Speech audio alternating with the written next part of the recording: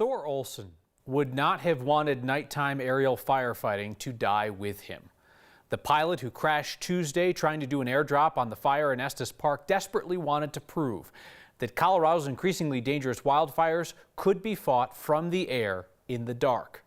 Wildfire experts told our Marshall Zellinger today they see Tuesday's crash as something to learn from, not a reason to scrap the idea.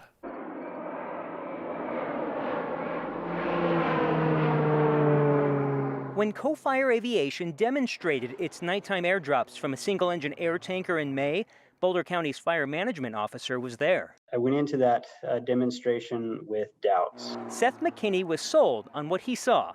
The nighttime vision and some of the concerns I had, a lot of that stuff had come a long ways. You know, I was impressed and felt that there was a niche application here in Colorado. He pointed to last year's Cal Wood fire in Boulder as an area where nighttime airdrops from an airplane could help protect homes. The niche use that, I really saw was mostly down in towards the wildland-urban interface, areas along Boulder city limits and Lyons. The fixed wing, you've got forward speed and that's it. Vince Wellbaum heads up the aviation unit for the state's Fire Prevention Division. The state uses nighttime helicopter drops, but had not agreed to nighttime airplane use. Number one, we don't have the capacity for personnel to manage day and night operations. Number two is it's still cutting-edge technology for the fixed wing side of things. That's why this demonstration took place in May, to show off the technology. We're actually looking into that as an option in the future. Unfortunately, with this incident, it's probably put us on a slow evaluation for the future. The Larimer County Sheriff's Office said that Olson, the pilot on Tuesday, reported turbulent winds and was going to go back to the airport just before the crash. It will be investigated by the National Transportation Safety Board, which usually takes more than a year.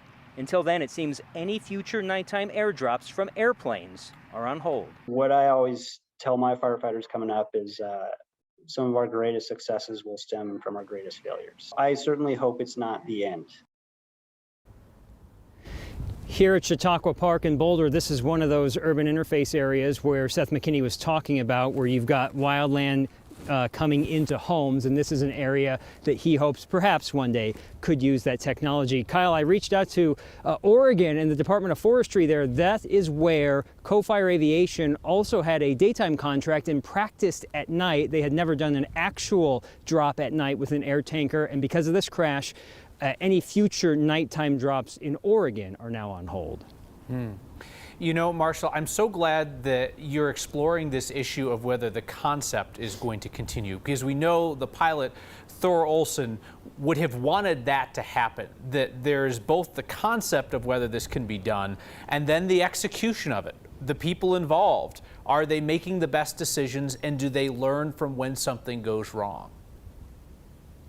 And Seth McKinney, who was the doubter who had his mind changed after seeing the demonstration, said he agrees with the technology now, but he would never use it perhaps in a mountainous area or in a wind-driven fire, which they see a lot of in Boulder. But if you can do it in a calmer weather, that might be more appropriate. Marshall Zellinger reporting. Thank you, Marshall.